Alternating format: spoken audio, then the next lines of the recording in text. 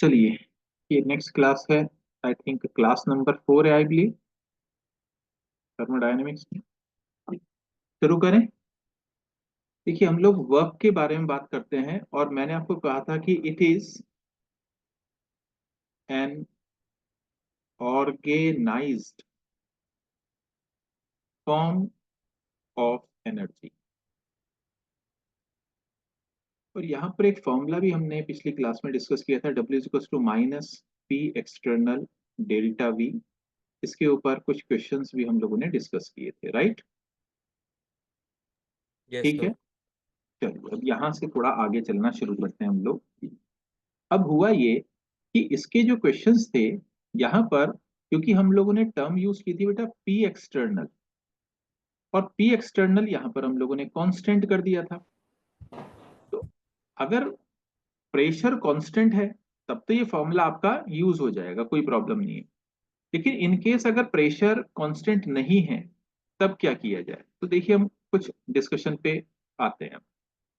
अब देखो, सपोज करिए ये मैंने प्रेशर वॉल्यूम ग्राफ के बारे में बात,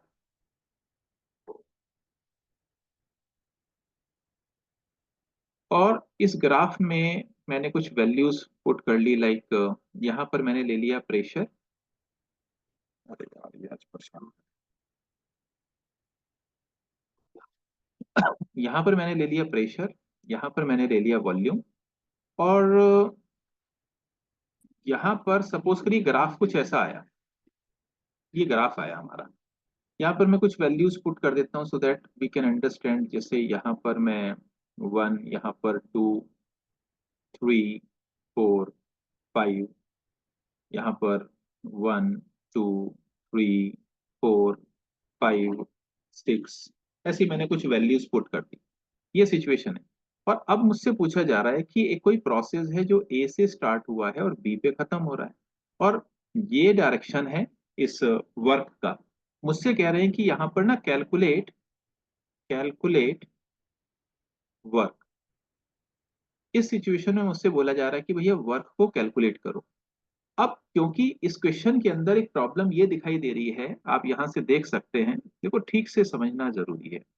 यहां पर आप देख सकते हैं कि वॉल्यूम अगर चेंज हो रहा है, इसको 2 बोल दे रहा हूं, इसको 5 बोल दे रहा हूं, वॉल्यूम चेंज है तब तो कोई दिक्कत नहीं। देखो इस फॉर्मूले में भी वॉल्यूम चेंज है, हम लोग बात कर सकते हैं। लेकिन साथ साथ में यहां आप देख रहे हैं कि प्रेशर भी चेंज है। अब ये फॉर्मूला तो तभी यूज हो सकता था जब प्रेशर कांस्टेंट हो, वॉल्यूम चेंज हो रहा हो। लेकिन इस ग्राफ में हमें ये दिखा रहे हैं कि यहाँ पर प्रेशर भी चेंज हो रहा है, वॉल्यूम भी चेंज हो रहा है। इसका मतलब ये फॉर्मूला अब मेरे काम नहीं आएगा। बोलो बात समझ में आई, यस और नो? क्योंकि यहाँ पर प्रेशर कांस्टेंट नहीं है, इस ग्राफ के अंदर यहाँ प्रेशर भी वेरिएबल हो चुका है। ये बात समझ में आई कि नहीं आई, यस और नो? Yes sir. तो इस सिचुएशन में ये जरूरी है कि हम कोई नया ऐसा फॉर्मूला बनाएं जो चेंज इन प्रेशर को भी हमें समझा पाए। अब चेंज इन प्रेशर को समझने के लिए देखो यहां पर हमने क्या किया, सुनो। जैसे एक और ग्राफ का यहाँ पर पॉइंट मुझे यूज करना पड़ेगा, सुनिए क्या कहानी।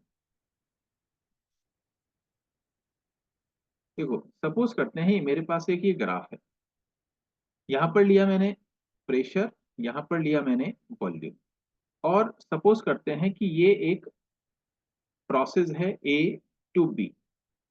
अब यहाँ पर जो मैंने प्रोसेस दिखाया है इसके अंदर तो यार प्रेशर भी बहुत ज्यादा वेरी कर रहा है और वॉल्यूम भी बहुत ज्यादा वेरी कर रहा है। अब मुझसे पूछ रहे हैं कि चलो calculate the work, calculate the work. इसका मतलब मैं और ज्यादा फंसने वाला हूँ, ये मेरा क्वेश्चन आ गया। अब मैं क्या करूंगा इसके लिए? यहाँ पर क्या बताया गया है, अभी जो भी हम बात कर रहे हैं वो एक प्रैक्टिकल कॉन्सेप्ट के हिसाब से बात कर रहे हैं, ध्यान रखना, है ना? यानी हम रिवर्सिबल की बात और इरिवर्सिबल की बात मैं थोड़ी देर में करूंगा। पहले हम सिर्फ एक केस को समझना चाह रहे हैं, अभी आएंगे रिवर्सिबल और इरिवर्सिबल वाले जो टर्म्स हैं उसके बारे में मैं बात करूंगा। पहले आप कुछ बेसिक कॉन्सेप्ट समझ लें। अब यहाँ पर अगर मैं इस सिचुएशन में ए से बी जा रहा हूँ और मुझे वर्क कैलकुलेट करना है जिसको हम प्रेशर वॉल्यूम वर्क, भाई W इज इक्वल टू, ये फॉर्मूला ही हमें समझ में आ रहा है, पी एक्सटर्नल डेल्टा वी, जो अभी तक हमने पढ़ा है। लेकिन ये फॉर्मूला काम नहीं कर पा रहा है। अब यहाँ तो मुझे और ज्यादा अप एंड डाउन दिख रहे हैं, बड़ा वेरिएशन दिख रहा है। अब यहाँ थोड़ी सी मैथ्स की जरूरत पड़ रही है। वो देखो कैसे, यहाँ पर ये बोला गया कहानी कुछ ऐसी बनी, उन्होंने कहा भैया ऐसा है कि आप एक छोटा सा वर्क कैलकुलेट करने की कोशिश करिए। देखो मैं अगर मैं इसके खाली इतनी सी टाइम पीरियड का वर्क कैलकुलेट करूं, देखो जरा ध्यान से समझना, इतना छोटा सा वर्क कैलकुलेट कर रहा हूं, तो यहाँ पर जो चेंज इन वॉल्यूम है ना, वो बहुत ही छोटा सा होगा ना। इसको मैं, इस वाले चेंज इन वॉल्यूम को मैं डीवी बोल सकता हूँ, बोलो यस और no, as per differentiation rule. बोल सकता हूँ कि नहीं बोल सकता हूँ? Yes sir. और यहां पर मैं ये क्या ये एज्यूम कर सकता हूं कि मेरा प्रेशर अभी चेंज ही नहीं हुआ है? क्या मैं बोल सकता हूं कि इतनी सी, थोड़ा सा ऐसे करने, मतलब हल्का सा वॉल्यूम बढ़ाया मैंने, तो मैं बोल सकता हूं कि अभी मेरा प्रेशर में चेंज ही नहीं आया है? बहुत ही छोटा सा, क्योंकि वो बहुत ही छोटा सा है, इसलिए उसको रिवर्सिबल कैटेगरी में मुझे रखना पड़ेगा। ये बात समझ में आ रही है? बहुत ही छोटा सा। क्लियर है? क्लियर है? तो यहां पर प्रेशर को मैं बोल दूं कि यार कांस्टेंट ही रहा, लेकिन वॉल्यूम थोड़ा सा चेंज हो गया, तो क्या मैं इस W को छोटा सा वर्क डन बोल दूं? और यहां पर प्रेशर को वैसा ही समझ लूं कि एक्सटर्नल प्रेशर है, और जो वॉल्यूम चेंज हुआ वो छोटा सा वॉल्यूम बोल दूं, चेंज इन वॉल्यूम। बोलो बात समझ में आई कि नहीं आई? Yes sir. ठीक है ना? देखो मैं ना नॉन मैथ्स वाले स्टूडेंट के हिसाब से पढ़ा रहा हूँ, मैथ्स वालों को ये बात अलग तरीके से समझनी होती है, मैं लेकिन नॉन मैथ्स के हिसाब से कॉन्सेप्ट को बताना चाह रहा हूँ। ठीक हो गई मेरी बात? अब क्योंकि दोनों तरफ डिफरेंशिएशन आ गया, तो मैं डिफरेंशिएट कर दे रहा हूँ। यहाँ पर वॉल्यूम V1 से V2 है, जो कि बहुत छोटा सा है। ठीक है ना? अब अगर मेरे को W निकालना है, तो देखो नेगेटिव और पॉजिटिव का मैं मीनिंग ऑलरेडी आपको बता चुका हूं। अगर work is done by the system होगा तो W नेगेटिव होगा, work is done on the system होगा तो W पॉजिटिव होगा। तो कुछ लोग इसको मोड लगा लेते हैं, क्योंकि वो माइनस और प्लस साइन को बाद में समझ लेते हैं अपने हिसाब से। क्लियर है? क्लियर है? क्लियर है? तो मैं इसको V1 टू V2 PdV ऐसा लिख सकता हूं। इसमें आई थिंक किसी को कोई डाउट नहीं होगा।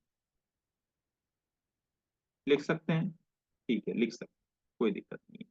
और सिंपली अगर मैं चाहूं तो मैं इसको ऐसे भी लिख सकता हूँ, V1 टू V2 PdV। अब ये डिपेंड करेगा कि भैया किस सिचुएशन में मैं आगे बात करूंगा, लेकिन ये फॉर्मूला काफी काम का फॉर्मूला होता है। ये एक इंपॉर्टेंट फॉर्मूला है जो डिफरेंट सिचुएशंस में हम लोग यूज कर सकते हैं। ठीक है ना? तो यहां पर मैंने एक छोटी सी, ये जो छोटा सा चेंज था उसके लिए वर्क निकाल लिया।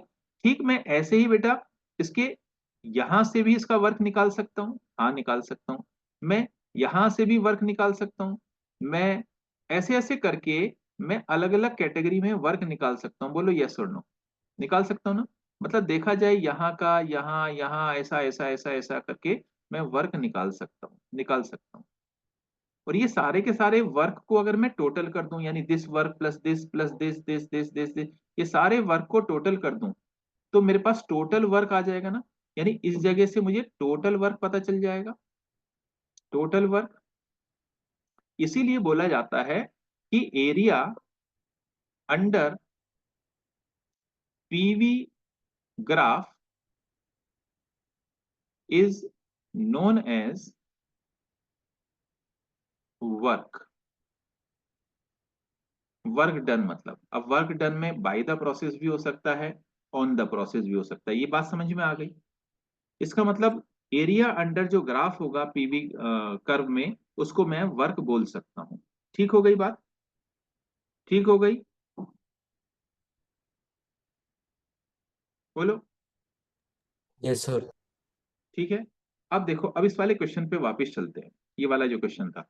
अब अगर मुझसे पूछा जाए कि यार ए से बी जा रहा हूं मैं, तो यहाँ का ना वर्क निकालना है, तो वर्क निकालने के लिए मैं क्या करूंगा, ये वाला जो एरिया है ना बेटा, एरिया अंडर ग्राफ, इसको मैं कैलकुलेट कर लूंगा तो मेरा आंसर आ जाएगा। या अगर मैं इसको कैलकुलेट कर लूंगा, area under graph, area under graph अगर मैं कैलकुलेट कर लूंगा, तो मेरा आंसर वर्क की टर्म में आ जाएगा, मेरा डब्ल्यू का आंसर आ जाएगा। अब इसको कैलकुलेट कर लेते हैं। तो देखिए, डब्ल्यू इज इक्वल टू, ये ट्रेपीजियम जैसा दिखाई दे रहा है ना, ट्रेपीजियम तो सब लोग समझते हैं। ट्रेपीजियम का फॉर्मूला क्या है? हाफ दोनों की लेंथ का टोटल, यहां से यहां तक कितना हुआ 2, यहां से यहां तक कितना हुआ 5, है ना? अरे ठीक है, मल्टीप्लाइड बाई ये जो हाइट बोलते हैं वैसे तो, इस हिसाब से यहां से 2 से लेकर 5 तक कितना हुआ, 1 2 3, 3। इसका आंसर कितना आया? आंसर कितना आया? 1/2 इंटू 7, मैंने सही किया ना, कुछ गड़बड़ तो नहीं कर रहा हूँ? ये हो गया 3.5 इंटू 3, तो आंसर कितना हो गया भैया इसका? 10 पॉइंट कितना हो गया? और 10.5 लीटर। अगर मैं यूनिट रख दूं इधर एटमॉस्फेयर और इधर रख दूं मैं लीटर, तो इसको मैं बोल सकता हूँ लीटर एटमॉस्फेयर। अब यहां से वॉल्यूम क्या हो रहा है बेटा? इंक्रीज कर रहा है। और मैंने आपको बताया था कि अगर सिस्टम सिस्टम एक्सपेंड करता है, एक्सपेंड करने का मतलब है वॉल्यूम पॉजिटिव है, तो उस सिचुएशन में W नेगेटिव होता है। याद है ये वाली बात? Expansion work will always be negative, ऐसा मैंने बताया था, तो इसलिए यहाँ पर माइनस का साइन लगा दिया। दूसरा हम क्या कर सकते हैं, ये लीटर एटमॉस्फेयर को अगर जूल में कन्वर्ट करना है, तो मैंने आपको बताया था 101.325, इससे मल्टीप्लाई कर देंगे तो आंसर जूल में आ जाएगा। बोलो ये क्वेश्चन समझ में आया कि नहीं आया? ये पॉइंट समझ में आया कि नहीं आया? Yes sir. एकदम क्लियर है? यस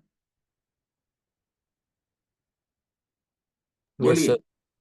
इसको कंप्लीट करिए, फिर एक दो क्वेश्चन जरा इस टाइप के करते हैं, फिर हम 3 केस स्टडी पे आएंगे, फिर 4, फिर 5, फिर 6, ऐसे मैं बढ़ाने वाला हूँ। आज वर्क को केस स्टडी पे डाल रखा है, तो इसमें करते जाएंगे हम तो। ठीक है, कंप्लीट हो जाए तो मुझे बताओ।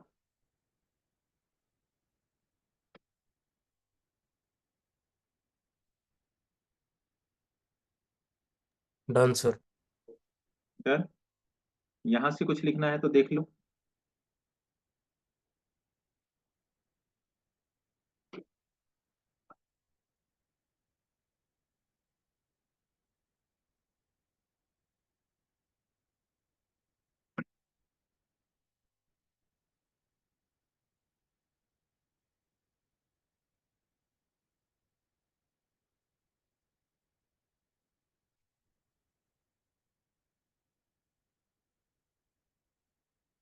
Done sir.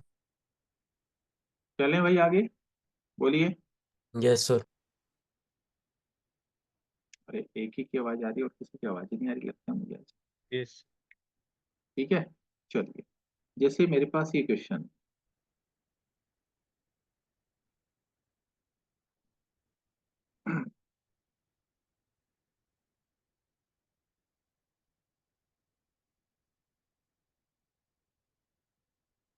यहाँ पर लिया मैंने प्रेशर एटमॉस्फेयर में, यहाँ पर लिया मैंने वॉल्यूम लीटर में रख लीजिए, डेसीमीटर क्यूब भी रख सकते हैं। यहाँ पर मैं वैल्यू देता हूँ 1 2 3 4 5 6, 1 2 3 4। मैं सिंपल वैल्यू इसलिए लिख रहा हूँ सो दैट 1 2 3 4 5 6 7 ऐसा करके हमारी कैलकुलेशन तो मतलब कुछ भी वैल्यू से हम कर सकते हैं।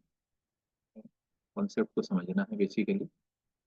ये है पॉइंट ए, यहाँ से गए बी, यहाँ से गए सी, यहाँ से गए डी, और यहाँ से ऐसे करते करते हम लोग वापस ए के पास आए।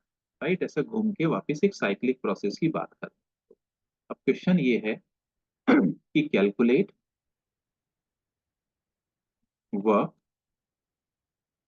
Number A W A to B, number B work in the process B to C, work in the process C to D, और work in the process D to A। ये हमें निकालना है। और एक और है, सपोज करिए ऑप्शन यहाँ लिख देता हूँ, number E, work A B C D A। चलो इसको ट्राई करके देखो, क्वेश्चन को ट्राई करिए।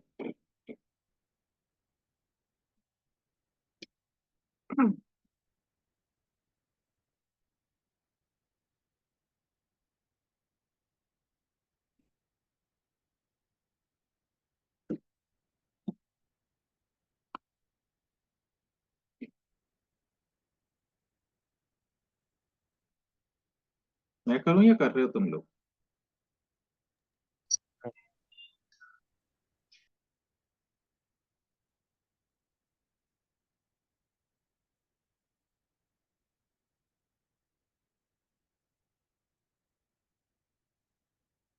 देखो, वर्क ए से बी, ए से बी अगर मैं इस लाइन के नीचे ये देखूं कि कितना एरिया है, देखो अगर एक वर्टिकल लाइन है तो उसके नीचे एरिया जीरो माना जाता है, इसलिए इसका आंसर आप क्या बोलेंगे, जीरो।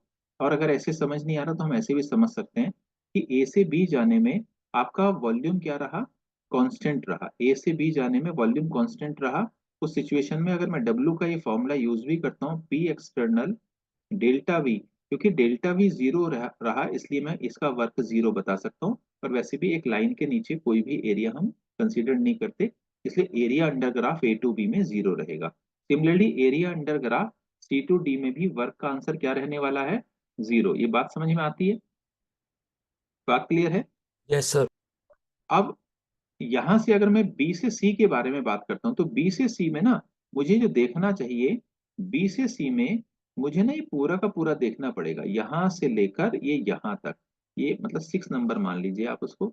ये मतलब ये पूरा का पूरा मुझे देखना होगा। ये होगा बेटा पूरा एरिया होगा बी टू सी के लिए। तो उस हिसाब से क्या होगा, एक मतलब स्क्वायरी जैसे मान लीजिए, रेक्टेंगल जैसे। तो यहाँ से यहाँ तक 2 से लेकर 6 मान लेता हूँ, 1 2 3 4। तो यहाँ से 4 मल्टीप्लाइड बाई ये कितना हो गया, ये हो गया 7। तो इसका आंसर क्या हो गया, 28।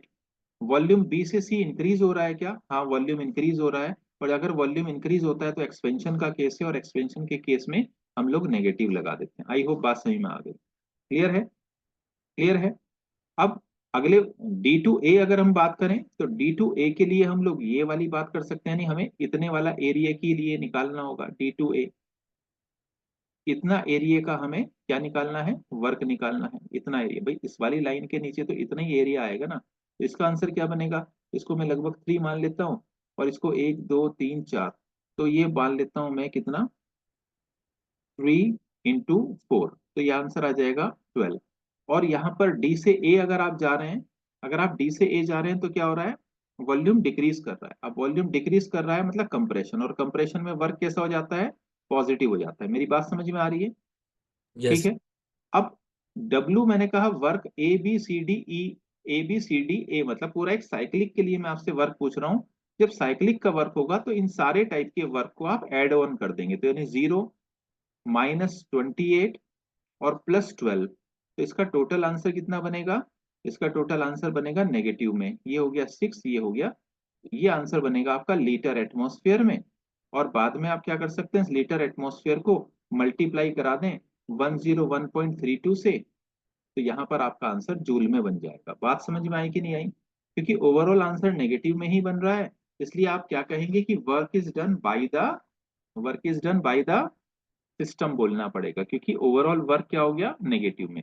आप किसी साइक्लिक सब्सटेंस का, सॉरी साइक्लिक प्रोसेस का वर्क ना डायरेक्टली भी कैलकुलेट कर सकते थे। वो कैसे, उसके लिए हम क्या करेंगे, खाली ये जो स्क्वायर है ना, ये मैं यहाँ पर डॉट लगा दे रहा हूँ, इस स्क्वायर का ही अगर आप सिर्फ एरिया निकाल लेंगे, इस स्क्वायर का ही एरिया निकाल लेंगे, तो वो पूरे साइक्लिक प्रोसेस का ही वर्क होगा। तो मैं सिर्फ अगर इसका एरिया निकालता हूँ तो यहाँ से यहाँ तक मान लीजिए 3, और 1 2 3 4 4 मल्टीप्लाइड बाई यहाँ से यहाँ तक आप मान लीजिए 1 2 3 4, 4 multiplied by 4 is equal to, answer आ गया 16। अब माइनस और प्लस साइन को हम कैसे देखते हैं, देखिए आंसर 16 ही आ गया, आंसर 16 आ गया अगर मैं इस रेक्टेंगल का एरिया निकाल रहा हूँ। आई होप बात समझ में आ रही होगी, मैं छोटी वैल्यू रख रहा हूँ बात समझाने के लिए। अब ये जो क्लॉकवाइज अगर चलेगा, देखिए कोई भी साइक्लिक प्रोसेस, तो वर्क नेगेटिव माना जाता है। और अगर ये एंटी क्लॉकवाइज हो जाएगा तो वर्क पॉजिटिव हो जाएगा। अगर कोई साइक्लिक प्रोसेस, क्या बोल रहा हूँ, साइक्लिक प्रोसेस में आपको निकालना है डब्ल्यू, अगर ये क्लॉकवाइज है तो डब्ल्यू होगा नेगेटिव, और ये अगर एंटी क्लॉकवाइज है तो डब्ल्यू होगा पॉजिटिव। ऐसे करके भी हम समझ सकते हैं। बात समझ में आई, क्लियर है, यस सर। ठीक है। एक और क्वेश्चन ट्राई करना है,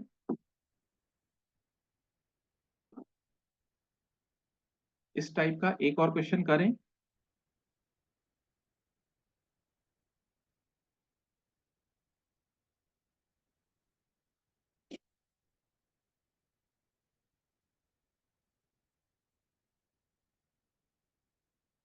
ये बताओगे नहीं तो भाई कैसे पता चलेगा, यस सर। Yes sir. ठीक है। इसी में रब रुक कर देता हूँ, है ना, इसी में ही, चलो इसमें क्या रब करूँ, चलो अगला ही लिख लेते।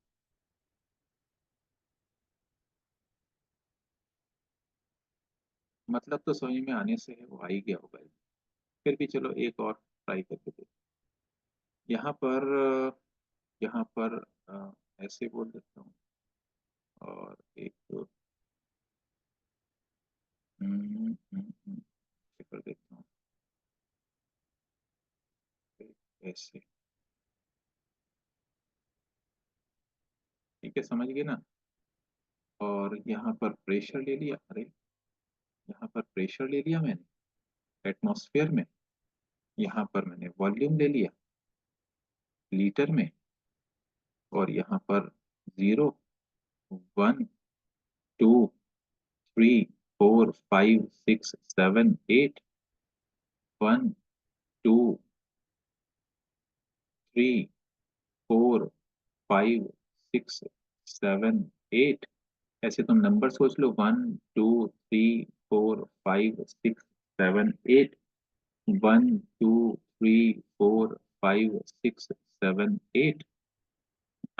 अब ये मैंने ए, फिर ये दिया मैंने बी, ये दिया मैंने सी, ए से बी बना, बी से सी बना, और सी से वापस ए बना। अब कैलकुलेट वर्क है, कैलकुलेट डब्लू। तो मेरा ऑप्शन नंबर ए है, W A to B।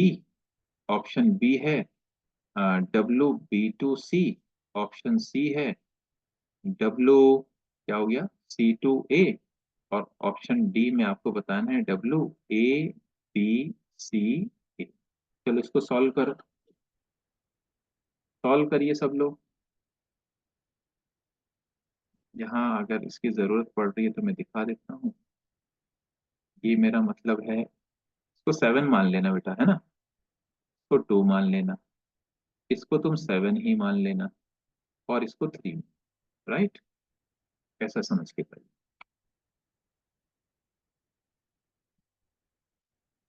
चलो सॉल्व करिए।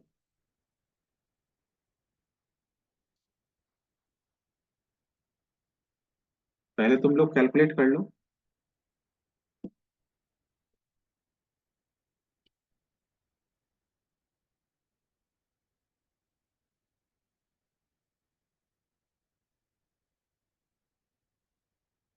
तो ना तुम 7 मान लेना, 7 7।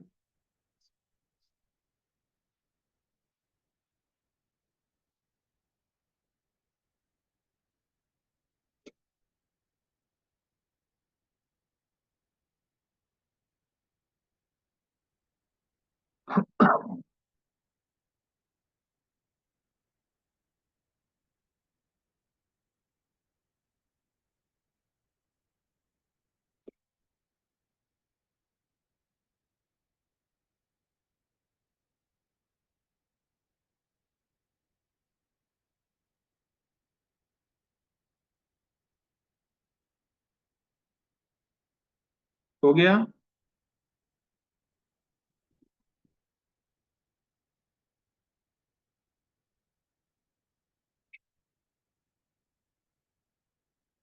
Yes sir. आ गए सभी के आंसर, बताओ। Yes sir. चलो बोलो, पहले का आंसर बताओ। -15 लीटर एटमॉस्फेयर। -15 litre atmosphere.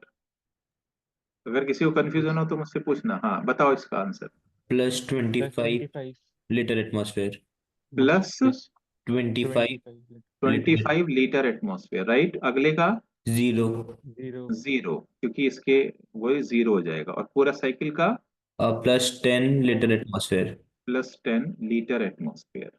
किसी को कोई डाउट हुआ, कोई कंफ्यूजन, बोलिए, एकदम नहीं क्लियर है। चलूं आगे। सर हाँ,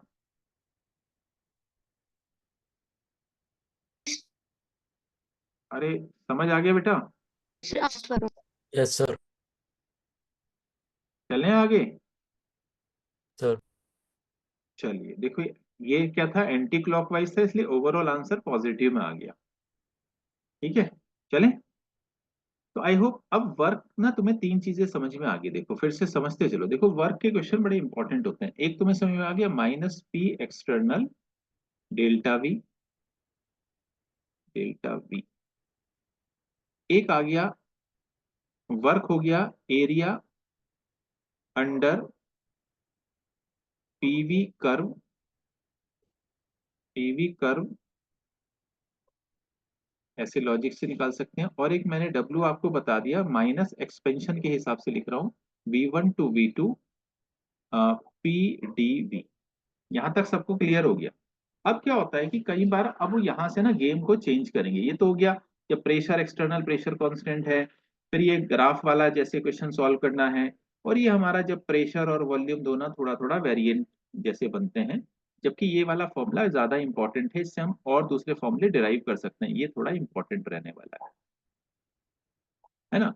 लेकिन अब वो ना इस जो हमने थर्मोडायनेमिक प्रोसेसेस पढ़े थे, isothermal, adiabatic, reversible, irreversible, isochoric, isobaric, अब वो नाम के साथ इन क्वेश्चंस को आगे डिजाइन करेंगे। मेरी बात समझ में आ रही है? वो इन नामों के साथ इन क्वेश्चंस को आगे डिजाइन करेंगे। जैसे अब मैं तुम्हें बता रहा हूं आइसोथर्मल एक्सपेंशन,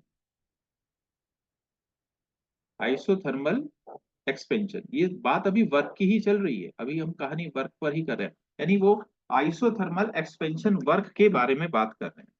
अब देखो इन्होंने वर्ड यूज कर दिया बेटा आइसोथर्मल। आइसोथर्मल मतलब टेम्परेचर कांस्टेंट, टेम्परेचर कांस्टेंट। कई बच्चों को यहाँ कंफ्यूजन होता है, एक बात ध्यान रखना, हम फर्स्ट लॉ ऑफ थर्मोडायनेमिक्स जो केमिस्ट्री में पढ़ते हैं उसमें हम गैसेस के बारे में ही बात ज्यादा करते हैं। ज्यादा क्या मतलब, सारे लॉजिक गैस के ही लगाते हैं। जो गैसियस स्टेट के बारे में जो पढ़ाई कराई जाती है ना, Boyle's law, Charles law, PV is equal to NRT, P1 V1 is equal to P2 V2, वो सारे कॉन्सेप्ट भी हम लोग फर्स्ट लॉ ऑफ थर्मोडायनेमिक्स में यूज करते हैं। क्योंकि ओरिजिनली फर्स्ट लॉ गैस के लिए बनाया गया था, बाद में फिजिकल मतलब फिजिक्स वालों ने, आप ऐसा कह सकते हो, उन्होंने और जगह भी उसका इस्तेमाल किया। तो हम लोग तो उसको गैस के ऊपर ही ज्यादा यूज करने वाले हैं, राइट। आइसोथर्मल में टेम्परेचर कांस्टेंट है, और टेम्परेचर कांस्टेंट की बात गैस की बात कर रहा हूं, वो बताई थी बॉयल्स ने। याद करो बॉयल्स लॉ, बॉयल्स ने क्या बताया था, PV is equal to constant. याद है? PV is equal to constant. Boyle's ने बताया था P1 V1 is equal to P2 V2। याद है ना? yes sir, याद है? अच्छा, अब अगर हम बॉयल्स के ग्राफ के बारे में बात करें तो शायद आपको ये ग्राफ याद ही होगा, क्योंकि छोटी क्लास से ही पढ़ा दिया जाता है। बॉयल्स और चार्ल्स तो कम से कम 9th से ही पढ़ा देते हैं। वहां पर जो प्रेशर वॉल्यूम, प्रेशर वॉल्यूम जो ग्राफ बनाया गया था, आपको याद है? वो ऐसे हाइपरबोला ग्राफ बनाते थे, याद है? yes sir, आइसोथर्म के लिए, याद है?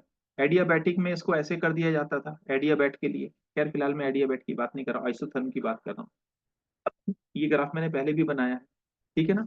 अब यहाँ पर क्या होगा, यहाँ पर दो प्रोसेस होंगे। एक होगा भैया रिवर्सिबल और एक होगा इरिवर्सिबल। एक होगा रिवर्सिबल और एक होगा इरिवर्सिबल। एक होगा रिवर्सिबल, एक होगा इरिवर्सिबल। इसको थोड़ा सा समझना है, ठीक से तुम समझ लेना कि भैया किसको रिवर्सिबल बोलते हैं, किसको इरिवर्सिबल बोलते हैं। देखिए, जो जो हाइपोथेटिकल होगा, हाइपोथेटिकल की जगह मैं वर्ड यूज कर देता हूँ, जो आइडियल होगा, आइडियल, आइडियल कोई कंडीशन होती नहीं ना, जो आइडियल गैस के बारे में बात होगी वो रिवर्सिबल होगी। और जो रियल होगी, जो रियल गैस यानी रियल सिस्टम के बारे में बात होगी वो इरिवर्सिबल होगी। अब हम अपनी प्रैक्टिकल लाइफ में क्या करते हैं उसी के बारे में थोड़ी सी बात बताता हूँ, जरा सुनो। जैसे सपोज करते हैं मेरे पास ये पिस्टन है, क्योंकि हम गैस को समझाने के लिए पिस्टन का इस्तेमाल करते हैं। सोचो यहाँ पर गैस है, और यहाँ पर ना छोटे छोटे, मैंने पहले भी ये डायग्राम यूज किया है, यहाँ पर हमने छोटे छोटे, बहुत ही छोटे छोटे वेट्स रख दिए। जब मैंने रिवर्सिबल इरिवर्सिबल समझाया था तब भी यही वाला कॉन्सेप्ट यूज किया था। अब जो अंदर का प्रेशर है और जो बाहर का प्रेशर है आपस में बराबर है। सपोज करो ये पी गैस है और ये पी एक्सटर्नल है, ये आपस में बराबर है। अब अगर मैं यहां से एक ये छोटा सा पॉइंट हटा के बाहर रख दूं, समझ रहे हो, यानी मैं क्या कर रहा हूं, इसको हटा रहा हूं, फिर मैंने फिर इसको हटाया, फिर मैंने इसको हटाया, फिर मैंने इसको हटाया। Getting my point? मैं हल्के हल्के हल्के हल्के से यहाँ का वेट हटाते जा रहा हूँ, यहाँ का वेट ऐसे ऐसे करके ना कम कम कम कम। तो मतलब हजारों लाखों स्टेप्स में धीरे धीरे क्या होता जाएगा, मेरी बात समझ में आ रही है? धीरे धीरे धीरे धीरे क्या होगा, जब ये प्रोसेस चलेगा तो मैं हल्के हल्के ना मतलब इसको हटाए जा रहा हूँ, हटाए जा रहा हूँ, हटाए जा रहा हूँ, हटाए जा रहा हूँ। तो ये ना अंदर वाला जो प्रेशर है गैस का वो हल्का सा बढ़ेगा, और पी एक्सटर्नल के थोड़ी देर बाद फिर से बराबर हो जाएगा, फिर हल्का सा बढ़ेगा, फिर ऐसा ऐसा ऐसा। मतलब यहाँ पर होने वाला जो एक्सपेंशन है, यहाँ पर होने वाला जो एक्सपेंशन है ना, वो बहुत ही छोटा सा होगा। Getting my point? ये जो यहाँ पर जो एक्सपेंड हो रही है, वो जो एक्सपेंशन होगा वो बहुत ही छोटा सा होगा। इसी को हम W is equal to minus V1, expansion की बात हो रही है, V1 टू V2 PdV, इसको ऐसे समझते हैं। क्योंकि ध्यान से सुनना इस वाली बात को, क्योंकि ये एक्सपेंशन जैसे ही गैस का प्रेशर बढ़ेगा तो जो पी एक्सटर्नल है वो गैस के प्रेशर से कम होगा, लेकिन वो बहुत ही थोड़ा सा कम होगा, हल्का सा ही फर्क होगा, हल्का सा ही फर्क होगा। विच इमीडिएटली रिवर्सिबल प्रोसेस होने की वजह से immediately P external P gas के बराबर हो जाएगा। इसलिए इस वाले पी को पी एक्सटर्नल के बराबर रखा जा सकता है। बोलो बात समझ में आई कि नहीं आई? क्लियर है कि नहीं है? इसको रख Yes. सकते हैं कि नहीं रख सकते? रख सकते हैं, पी गैस के बराबर रख सकते हैं, क्योंकि बहुत छोटी सी वैल्यू है, ये रख सकते हैं। अब हमने गैस लॉ में पढ़ाई है PV is equal to NRT, सब लोगों ने पढ़ा होगा भैया ये, PV is equal to NRT. तो मैं P is equal to NRT upon V लिख सकता हूँ, हाँ लिख सकता हूँ। तो अब मैं इसको देखो ऐसे लिख रहा हूँ, minus V1 to V2, P की जगह लिख रहा हूं मैं एनआरटी अपॉन वी डीवी, लिख सकता हूं, हाँ लिख सकता हूं। अब यहाँ पे n कांस्टेंट है, क्योंकि मेरे को नंबर ऑफ मोल, मैंने पिस्टन को ओपन थोड़ी ना करा, नंबर ऑफ मोल कांस्टेंट है, आर कांस्टेंट है, जो मेरा टेम्परेचर है बॉयल्स की वजह से, आइसोथर्मल प्रोसेस की वजह से वो कांस्टेंट है। कांस्टेंट को इंटीग्रेशन से बाहर लेके आ रहा हूं, तो minus N R T V1 to V2 dv upon dv। अब इसका तो इंटीग्रेशन यार तुम लोग को आता ही है, तो minus N R T L N लिख देता हूं V2 अपॉन V1। बोलो बात समझ में आई कि नहीं आई? Yes, sir. क्लियर हो गया? Right. क्लियर है? Yes, sir. ये W की वैल्यू आ गई हमारे पास एक्चुअली, ठीक है ना, W का वैल्यू आ गई। मैंने यहाँ रिवर्सिबल, अच्छा रिवर्सिबल में ना एक और चीज बताता हूँ, रिवर्सिबल आइसोथर्म, क्योंकि इन्होंने वर्ड यूज कर दिया ना रिवर्सिबल आइसोथर्म, उसमें ना बेटा ये जो दीवारें हैं ना, ये वाली वॉल्स जो आपके पिस्टन की वॉल्स हैं, और ये जो पिस्टन का ढक्कन है ये ऊपर वाला मूवेबल, ये सब ना कंडक्टिंग होना चाहिए। ये सब कैसा होना चाहिए?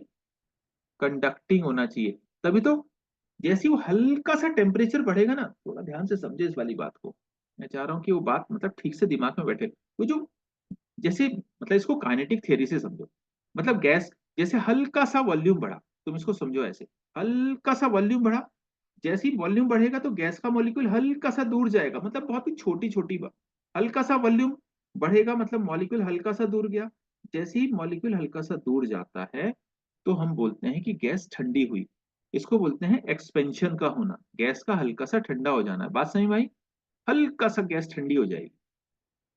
भाई प्रेशर कम हो गया तो गैस ठंडी हो जाती है ना, टायर से निकलने वाली गैस, वो सिग्निफिकेंटली आपको समझ में आता होगा, ठीक है ना? तो यहां से यहाँ का फॉर्मूला क्या बन गया, W is equal to minus N R T, L N की जगह चाहें तो आप लॉग बेस ई का इस्तेमाल कर सकते हैं, तुम्हारी मर्जी है, लॉग बेस ई V2 अपॉन V1, ये एक फॉर्मूला बन गया। ये फॉर्मूला कब काम आएगा बेटा आपके, जब आप रिवर्सिबल के बारे में बात करेंगे।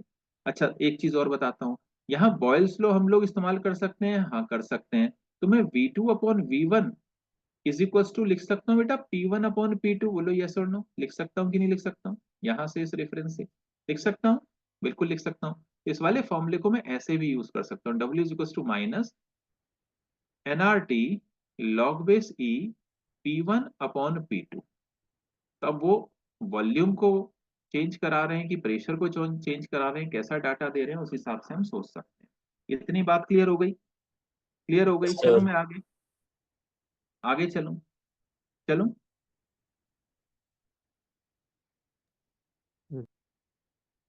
चलें बेटा?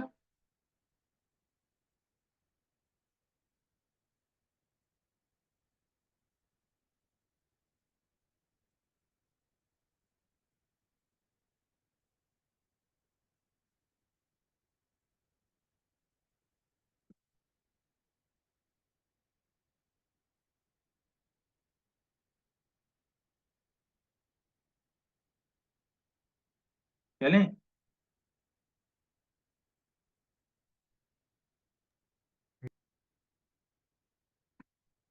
अब देखो, अब हमारे पास एक फॉर्मूला आ गया, W is equal to minus P external delta V. एक आ गया W is equal to minus V1 to V2 PdV। एक आ गया W is equal to minus nRT log base E V2 upon V1। एक आ गया W is equal to minus nRT log base E P1 upon P2। इन दोनों फॉर्मूले को हम ऐसे भी लिख सकते हैं कि log बेस E हटाकर माइनस 2.303 nRT log, क्योंकि log बेस E तो 2.303 सिंपल log ही होता है, V2 अपॉन V1। और हम इसको ऐसे भी लिख सकते हैं, W is equal to minus 2.303 nRT log P1 upon P2। ये वाले फॉर्मूले आप लोगों को कब यूज करने हैं? जब आपको आइसोथर्म वर्ड दिखाई दे और साथ में रिवर्सिबल दिखाई दे, और माइनस क्योंकि इसलिए यूज कर रहे हैं जिससे वो वर्ड एक्सपेंशन दिखाई दे। देखो थोड़ा सा इसमें ट्रिकी चैप्टर है, तो हमें कुछ चीजें समझनी भी है और दिमाग में भी रखनी है। इतनी बात समझ में आ गई? क्लियर हो गया इतनी बात? है ना? क्लियर हो गई? चलो देखो, अब हम बात कर रहे हैं आइसोथर्मल रिवर्सिबल एक्सपेंशन की अपने वर्क के लिए। तो एक पॉइंट यहाँ पे आ चुका है, वो है रिवर्सिबल प्रोसेस में क्या हो रहा है। रिवर्सिबल प्रोसेस में हमने कहा कि ये जो एक हमारी गैस है, यहाँ पर एक पिस्टन है, और यहाँ से हम जो भी वेट है वो धीरे धीरे धीरे धीरे धीरे धीरे हटा रहे हैं, जिससे जो एक्सटर्नल प्रेशर है और इंटरनल प्रेशर है वो हर स्टेप पे बराबर होते जा रहा है। इसी लॉजिक को यूज करके हम लोगों ने ये वाला formula W is equal to minus ये वाला कॉन्सेप्ट हमने यूज कर लिया, पी टी। ये इसीलिए यूज हुआ क्योंकि वो धीरे धीरे धीरे धीरे हम इसको हटाए जा रहे हैं। तो वो जो हल्का हल्का हल्का हल्का वॉल्यूम चेंज हो रहा है उसको हम डीवी बोल दे रहे हैं, मतलब बहुत ही छोटा छोटा सा वॉल्यूम बढ़ रहा है, हल्का हल्का हल्का हल्का बढ़ रहा है, क्योंकि वो प्रोसेस रिवर्सिबल है। ध्यान रखना, राइट? अच्छा, अगर अब मैं बात करता हूँ इरिवर्सिबल, जो कि एक रियल गैस के लिए किए जाने वाला डेली लाइफ का प्रोसेस है, इरिवर्सिबल। इरिवर्सिबल में क्या होना है? देखिए इरिवर्सिबल में ये बात थोड़ी प्रैक्टिकल, क्योंकि हम ऐसा करेंगे थोड़ी ना कि भैया एक एक एक एक ऐसा धूल का कण ऐसे हटाएंगे थोड़ी देर। यहाँ पर हम नॉर्मली क्या करते हैं, एक सिग्निफिकेंट जो मतलब प्रेशर डालना है या प्रेशर हटाना है, वजन डालना है वजन हटाना है, तो मतलब सिग्निफिकेंट ही करेंगे ना। तो यहाँ पर सपोज करते हैं पहले प्रेशर है P1 और बाहर का प्रेशर भी P1 है, इसको ऐसे समझिए। भाई अंदर और बाहर का प्रेशर जब बराबर होगा तभी वो एक सर्टेन लाइन पे आपका वो टिका रहेगा, क्या बोलते हैं इसको, पिस्टन, है ना? अब ऑल ऑफ अ सडन आपने इसको रिमूव कर दिया, तो क्या हुआ, वॉल्यूम बढ़ा। अब इस वाली बात को ना कई स्टूडेंट समझने में थोड़ी सी प्रॉब्लम करते हैं, ध्यान से सुनना भी क्या बोलूंगा। मैंने कहा कि ये हटाया, देखो जैसे ही मैं इसको हटाऊंगा, इस बात को थोड़ा समझना, जैसे ही मैं इसको हटाऊंगा तो पहले बाहर का प्रेशर कम हुआ। मैं क्या बोल रहा हूँ, जैसे ही मैं इसको हटाऊंगा, जैसे ही बेटा मैं इसको हटाऊंगा, समझो, इसको हटाऊंगा तो बाहर का प्रेशर ठक से कम होगा। बाहर का प्रेशर, ये वाला प्रेशर कम हो जाएगा ना, सोचो P2 हो गया। और अंदर के प्रेशर को बढ़ने में अभी ना एक सर्टेन टाइम लगेगा, मतलब अंदर अंदर का जो प्रेशर है ना, मतलब जैसे ऊपर की तरफ आएगा तो अंदर से मैं ऐसा बोल रहा हूँ कि वॉल्यूम ऐसे करके ऐसे मतलब वॉल्यूम बढ़ेगा। यहाँ का वॉल्यूम मतलब V1 था, सोचो वॉल्यूम, अब ये धीरे धीरे धीरे धीरे V2 तक पहुंचेगा। मतलब it will take little significant time, मतलब एकदम से ठक ठक नहीं होने वाला, मतलब पहले प्रेशर बाहर का खत्म हुआ, फिर अंदर का प्रेशर P2 तक पहुंचने में एक सर्टेन मतलब एक सिग्निफिकेंट टाइम लगेगा। ये बात मेरी समझ में आई कि नहीं आई? Yes sir. इसकी वजह से वॉल्यूम वॉल्यूम सिग्निफिकेंटली इंक्रीज कर रहा है, इसलिए यहाँ के वॉल्यूम को हम डेल्टा वी बोलते हैं। इसलिए यहां पर कौन सा फॉर्मूला काम कर जाएगा कि प्रेशर, एक सर्टेन प्रेशर की बात करें तो जो पी एक्सटर्नल है, ये P2 को आप पी एक्सटर्नल भी बोल सकते हो, इसको आप न्यूमेरिकल में पी एक्सटर्नल भी बोल सकते हो, याद रखना जो बाद वाला प्रेशर है is equal to delta V. इसको मैं बोल सकता हूँ कि नहीं बोल सकता हूँ? बोल सकता हूँ। यस। तो यहां पर W का एक तो ये वाला फॉर्मूला आ गया जो मैंने इधर राइट साइड में लिखे में, और एक W का ये फॉर्मूला आ गया कि इरिवर्सिबल में मैं क्या यूज करूंगा, रिवर्सिबल में मैं क्या यूज करूंगा। अब मैं तुमसे कुछ पूछने जा रहा हूं, पहले इसको लिख लो।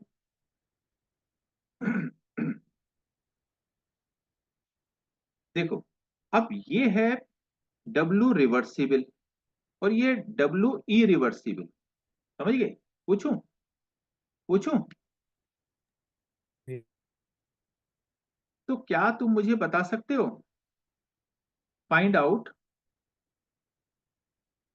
फाइंड आउट ये W रिवर्सिबल और W इरिवर्सिबल में से कौन बड़ा होगा? पहले तो तुम मुझे ये बताओ, W रिवर्सिबल और W इरिवर्सिबल में से कौन बड़ा होगा? कौन से प्रोसेस से आउटपुट ज्यादा मिलता है, वर्क ज्यादा मिलता है? irreversible, हाँ? irreversible, रिवर्सिबल रिवर्सिबल से। सिबल में। W रिवर्सिबल ग्रेटर देन होता है W इरिवर्सिबल के। कोई मुझे अच्छा ये बताएगा? चलो मैं क्वेश्चन पे आता हूं कि W reversible minus W irreversible को तुम कैसे देखते हो? इसके बारे में कोई कुछ कमेंट करेगा? इन दोनों के डिफरेंस फिर के वो बारे में कोई कुछ बताएगा? फिर अगर वो डब्ल्यू इरिवर्सिबल, मतलब वो जो डिफरेंस होता है वो हीट डिसिपेटेड होती है। हम्म।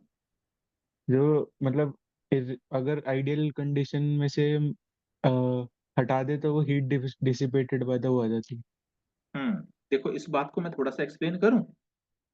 देखो मैं इसको ना एक्सप्लेन करता हूँ क्योंकि ये क्वेश्चन थोड़ा सा हाई लेवल का बनता हुआ मेरे को नजर आ रहा है, एक बार बना था ये क्वेश्चन, तो मैं इसको थोड़ा सा एक्सप्लेन कर दे रहा हूँ तुम्हें कि आए तो तुम परेशान ना हो जाओ एकदम से।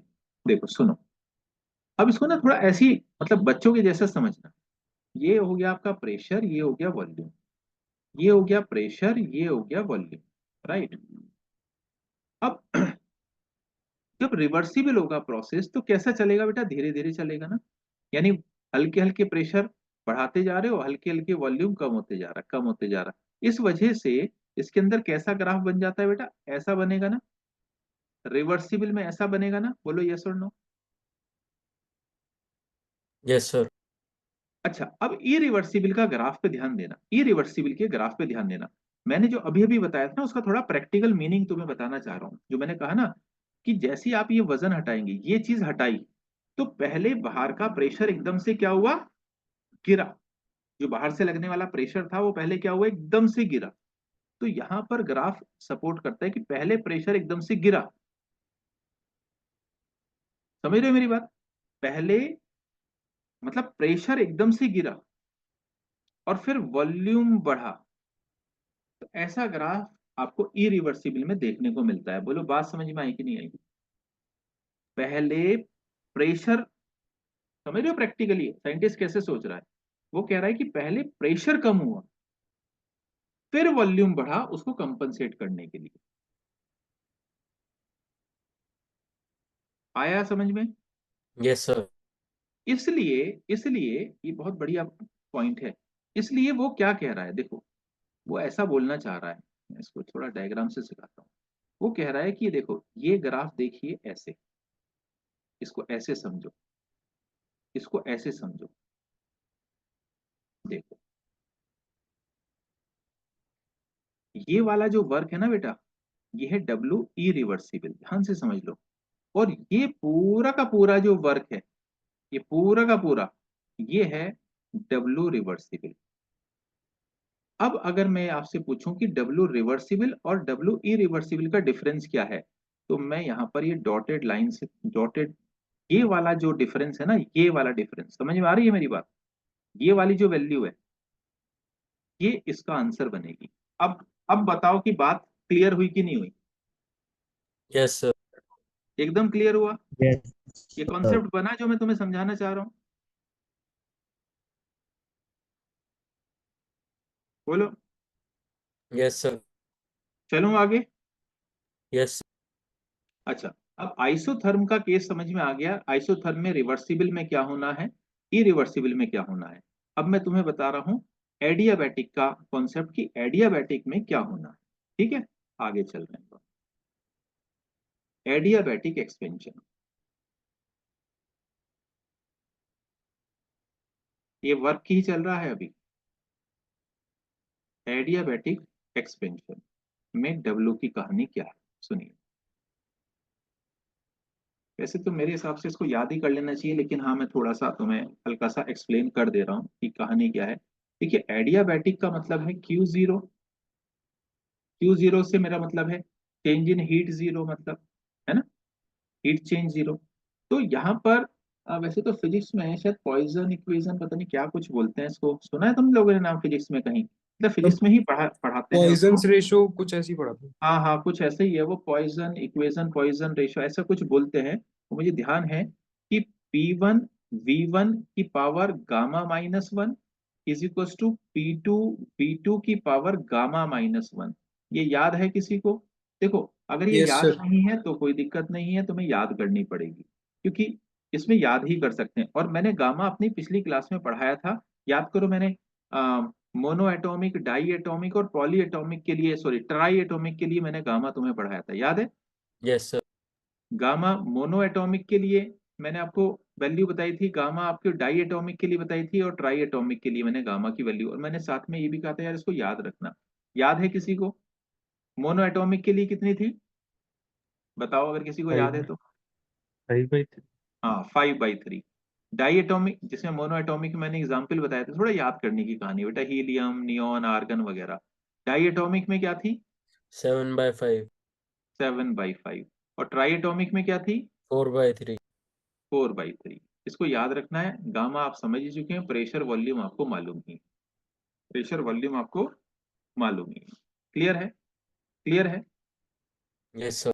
तो एडियाबैटिक जब आप एक्सपेंशन की बात करते हैं, जैसे आइसोथर्म में हम लोग P1 V1 is equal to P2 V2 की बात करते हैं, तो एडियाबैटिक एक्सपेंशन में हम पॉइजन्स इक्वेशन P1 V1 की power gamma -1 is equal to P2 V2 की पावर गामा -1 को हम ऐसे भी लिख सकते हैं, PV gamma -1 is equal to constant, इसको ऐसे भी लिख सकते हैं। तो एडियाबैटिक, क्योंकि हम केमिस्ट्री में पढ़ते नहीं हैं, ये फिजिक्स का टॉपिक है, तो हम यहाँ पर अक्सर सिर्फ फॉर्मूले ही यहाँ पर समझते हैं। हम लोग को यहाँ पर इनके डेरिवेशन या उन सब चीजों में नहीं जानना। आई बात समझ में? बात समझ में आई? तो हमें Yes, sir. इसके डेरिवेशन और उन सब चीजों में नहीं जाना है। तो मैं आपको क्या बताऊं इसमें। मैंने यहाँ पर ये लिखा था, एक मिनट देखो। अब क्योंकि देखो, बाकी के जो डब्ल्यू के फॉर्मूले हैं ना, देखो भैया, वो केमिस्ट्री में आपको याद रखकर तब सॉल्व करने हैं। और फिजिक्स में शायद आपको डेरिवेशन कराते हैं, नहीं कराते हैं, मुझे आइडिया नहीं है फिजिक्स के बारे में कि वहां पर आप कैसे पढ़ते हैं। इसलिए मैंने यहाँ पर ये छोटे छोटे से चार्ट्स को यहाँ पे रखा हुआ है। और यहाँ पे अब मैं ग्राफ को मैंने काफी डिटेल तुम्हें समझा दिया, तो अब समझ में आ जाएगा तुम्हें। तो अब ये जो चार्ट है ना, इसको थोड़ा सा नोट करना पड़ेगा, ठीक है ना? यहाँ पर इन चार्ट्स को नोट करो जो सामने दिखाई दे रहा है, और फिर मैं इसके क्वेश्चंस आपको कराऊंगा। जैसे जो जहां तक हम जा सकते हैं वहां तक मैंने आपको एक्सप्लेन किया। जैसे रिवर्सिबल आइसोथर्म, तो मैंने फॉर्मूला अभी अभी हमने डिराइव किया कि एल एन की जगह 2.303 भी रख सकते हैं। इरिवर्सिबल में -P एक्सटर्नल V2 -V1। अब ये तो तुम्हारी मर्जी है ना कि गैस के लिए PV इज इक्वल टू होता है ना nRT। तो आप V2 की जगह क्या लिख सकते हो, like V2 is equal to nRT upon P2। वो तो एक मतलब क्वेश्चन के अंदर का पार्ट रहेगा। ये ऑलरेडी मैंने आपको बता दिया था कि डेल्टा H मतलब QP, डेल्टा U मतलब QV। इसके बारे में मैं ऑलरेडी आपको एक्सप्लेन कर चुका हूँ। अच्छा, मैंने ये भी आपको बताया था, क्या था वो, QP is equal to NCP delta T। ये, और ये मैंने इसको लिखा था QV is equal to NCV delta T। ये याद ही होगा तुम लोगों को, है ना? तो उसी का उन्होंने फॉर्म बना रखी है ये वाली। क्लियर? ग्राफ मैं ऑलरेडी एक्सप्लेन कर चुका हूँ, प्रेशर वॉल्यूम ग्राफ किस में कैसा आएगा। ये रिवर्सिबल में एकदम नीचे गिरा फिर ऐसा गया, ये ऐसे करके आया, ये वाली वैल्यू, इन दोनों के बीच का डिफरेंस आपको दिखाई दे रहा होगा। बात समझ में आ रही है? इनको आप नोट करें जो सामने दिखाई दे रहा है, क्योंकि इनको हम क्वेश्चंस के अंदर इस्तेमाल करेंगे। नोट कर लें, साथ में ना ग्राफ बना लेना, क्योंकि उससे ना याद रखना, कॉन्सेप्ट बनाना थोड़ा इजी हो जाता है। क्योंकि फाइनली हमें ना यहाँ पर बहुत हैवी डेरिवेशंस हमारे लिए नहीं है, केमिस्ट्री में नहीं आते वो। तो हमने जितनी रिक्वायरमेंट है ना उस जिससे हमारे हर टाइप के क्वेश्चन बन जाए, मतलब हमें तो एडवांस से ऊपर नहीं जाना है ना, तो एडवांस तक के क्वेश्चन हमारे बन सकें, तो हमारा टारगेट वही है।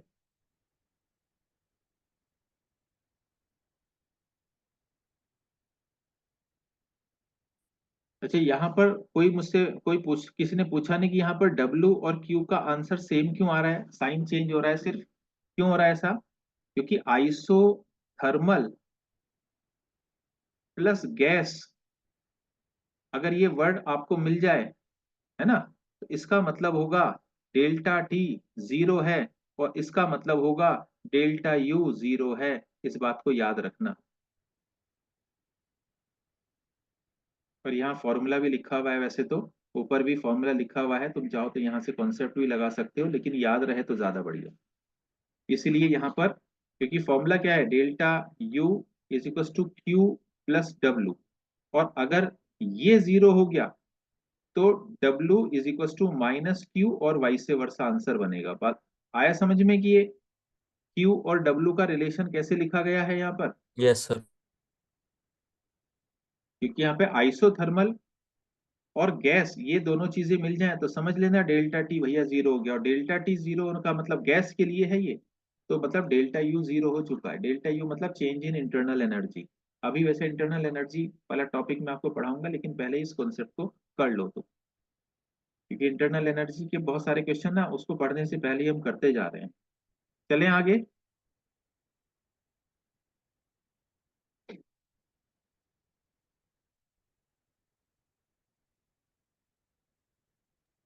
Yes sir. लिख लिया?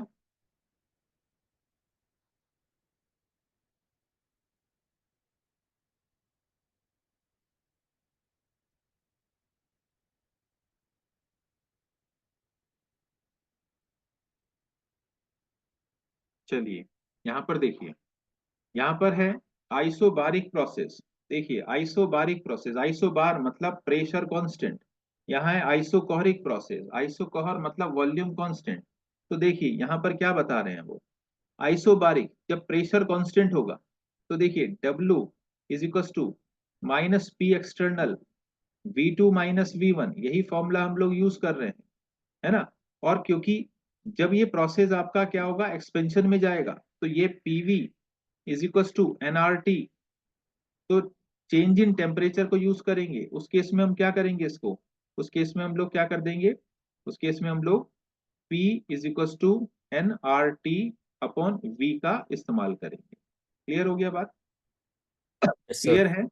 यानी PV, सॉरी, यानी P डेल्टा V को मैं लिख सकता हूं NR डेल्टा T। अगर ये नेगेटिव है तो ये भी नेगेटिव है, ये लॉजिक है इसके अंदर। और ये अभी मैंने पिछले पेज पे बताया था इसके बारे में।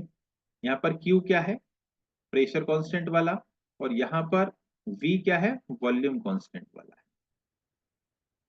ठीक, ठीक है। और ये तो फॉर्मूले सेम ही रहेंगे, इसमें तो कुछ चेंज है ही नहीं।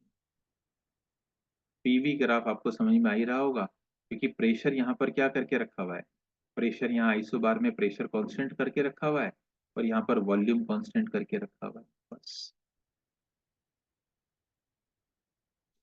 तो ये सिचुएशनल क्वेश्चंस हैं। W यहाँ पर जीरो क्यों हो गया? W भैया जीरो इसलिए हो गया क्योंकि आइसोकोहरिक यानी डेल्टा V यहाँ पर तुमने जीरो कर दिया, और डेल्टा V जीरो होने की वजह से W पूरा का पूरा जीरो हो गया। तो आइसोकोहरिक प्रोसेस के लिए W जीरो हो जाएगा। ठीक है, लेकिन इन चीजों को बैठ के दिमाग में सेट करना पड़ता है, एकदम से रैंडमली मत चलो, उससे फंसते जाओ।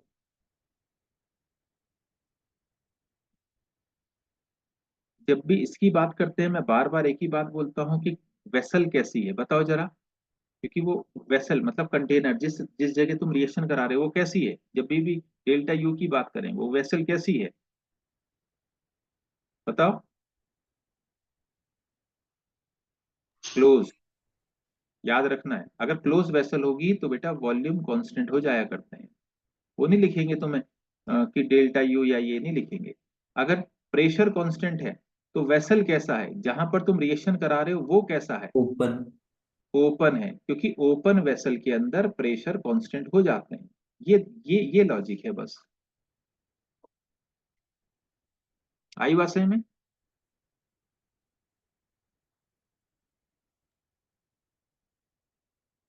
चलें आगे, Yes. चलें।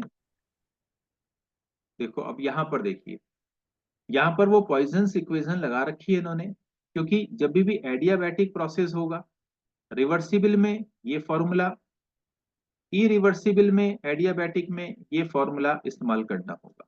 अब इसको आपने याद रखना है, ऐसे ही ये वाला फॉर्मूला आपको याद रखना है, ये मैं कई जगह इस्तेमाल करवाऊंगा न्यूमेरिकल्स के अंदर, इसको ध्यान रखना है। यहाँ पर ऑब्वियसली एडियाबैटिक है तो क्यू जीरो हो जाएगा, यहाँ कंफ्यूज नहीं होना, एडियाबैटिक प्रोसेस में क्यू जीरो हो जाएगा, इसमें कोई बदलाव नहीं आने वाला, ये वैसे ही है, ये वैसे ही, इनमें कोई चेंज नहीं आने वाला, ठीक है, इनमें कोई चेंज नहीं आने। ग्राफ के अंदर जो दिखाया है वो छोटी सी बात यही दिखाई है जो मैं थोड़ी देर पहले मैंने बताई थी, मैंने आपको बताया था, पहले भी बता चुका हूँ, जब आइसोथर्म का ग्राफ होगा तो उसके अंदर ये जो कर्व है वो कम होगा, और एडियाबैटिक में जो ग्राफ होगा वो ऐसा ज्यादा मतलब ऐसा होगा, वर्टिकल जैसा। ये आइसोथर्म का ग्राफ होता है, ये एडियाबैटिक का ग्राफ होता है, तो यही यहाँ पर वो हल्का सा दिखा रखा है, आइसोथर्म और एडियाबैट में जो एक ग्राफिकल डिफरेंस है वो ये रहा, ठीक है। बाकी ये फॉर्मूले आपको याद ही होने चाहिए, याद रखोगे तो अच्छा रहेगा। यहाँ पर एक चीज अच्छी ये है कि एडियाबैटिक रिवर्सिबल का जो फॉर्मूला है और एडियाबैटिक इरिवर्सिबल का फॉर्मूला है, आप देख सकते हैं दोनों सेम, दोनों सेम। इसका डेरिवेशन है, हम लोग केमिस्ट्री वाले तो नहीं करते हैं, लेकिन वो एक ठीक ठाक सा डेरिवेशन है, हो जाता है वो, शायद फिजिक्स में आप लोग पढ़ते हैं, ठीक है। चलें आगे, बोलो। सर लिख एक बार लिया तो प्रीवियस आगे, स्लाइड दिखा दीजिए। ये लो,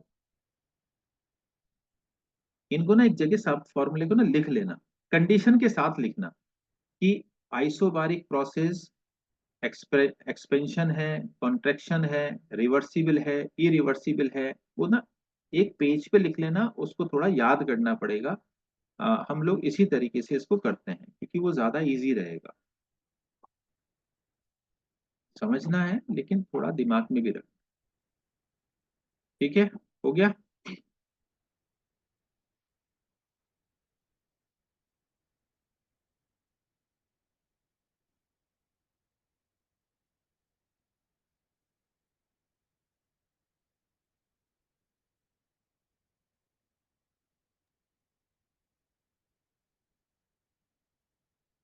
किसी को ये समझ नहीं आ रहा तो मैं तुम्हें बता देता हूँ ये कैसे आ रहा है। देखो हो क्या रहा है बेटा, delta U is equal to होता है क्यू प्लस डब्ल्यू, वो बार बार बता रहा हूँ, अगर ये जीरो हो जाएगा तो डेल्टा यू हो जाएगा डब्ल्यू के बराबर। डेल्टा यू को हम लोग बोल रहे हैं Q P, sorry Q V बोल रहे हैं, और क्यू वी क्या होता है, N C V delta T होता है, और डब्ल्यू क्या है, is equal to minus P external delta V है। अब इसको एन सी वी, इसको बोल सकता हूँ T two minus T one, और यहाँ पर माइनस पी एक्सटर्नल, इसको बोल सकता हूँ V two minus V one. अब P one V one is equal to N R T one, P two V two is equal to N R T two. इसको यहां से यहां सब्स्टिट्यूट करा दिया जाए, तो हटा देता हूँ इसको, इसको अगर हम यहाँ से यहाँ सब्स्टिट्यूट करा देंगे तो आप यहाँ पर पहुंच जाएंगे। आई होप बात समझ में आ गई होगी, क्लियर है?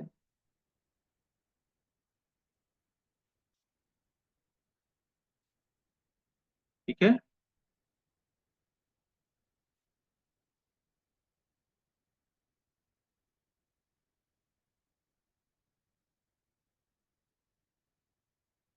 गया? Yes, sir. चलें आगे? Yes, चलें? sir. चलिए, ट्राई करो इस क्वेश्चन को, ट्राई दिस क्वेश्चन।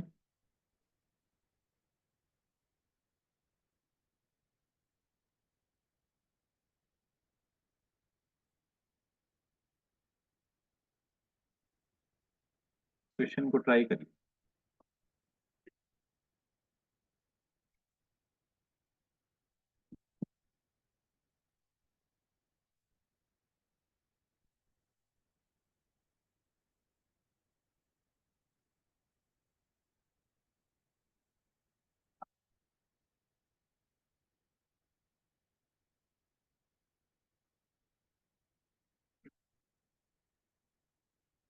एक बार ट्राई कर लो, फिर मैं सॉल्व करता हूँ, फिर देखना कि कॉन्सेप्ट वैसे के वैसे ही हैं या कुछ थोड़े बहुत प्लस माइनस हुए। एक बार देख लो।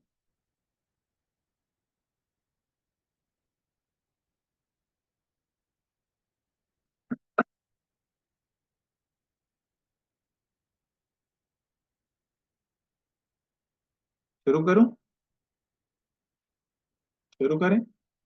Yes, sir. 2 moles यानी नंबर ऑफ मोल हो गए 2 of an ideal gas undergo isothermal expansion. Isothermal मतलब डेल्टा टी हो गया 0, और गैस भी आ चुका है वर्ड, तो डेल्टा यू हो चुका है 0।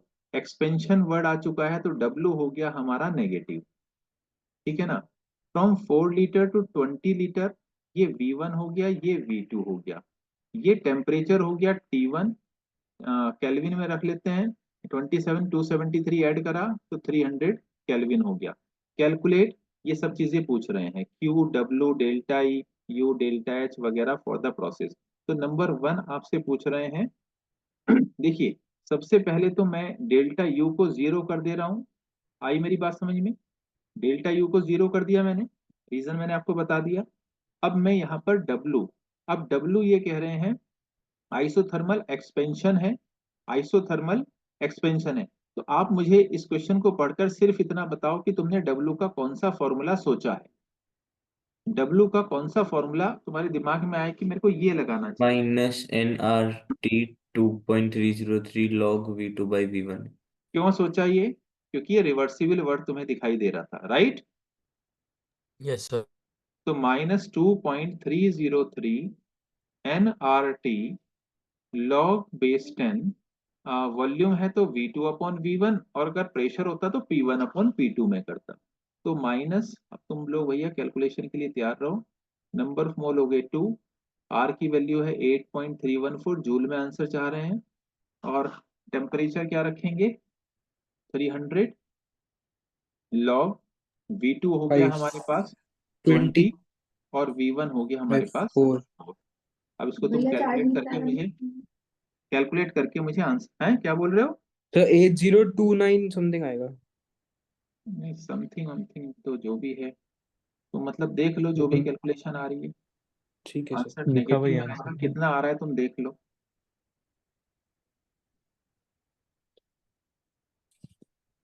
कैलकुलेटर से करके बता सकते हो। सेम ही आएगा लिखा हुआ सर, इतना लिखा हुआ है जो 8028। वही है, हाँ सर, 28.5। 8028.52 जूल हमारा आंसर आया डब्ल्यू का। इतनी बात समझ में आ गई? अब यस देखो सर। हमारे पास है delta U is equal to Q plus W, ये हम लोग को मालूम ही है।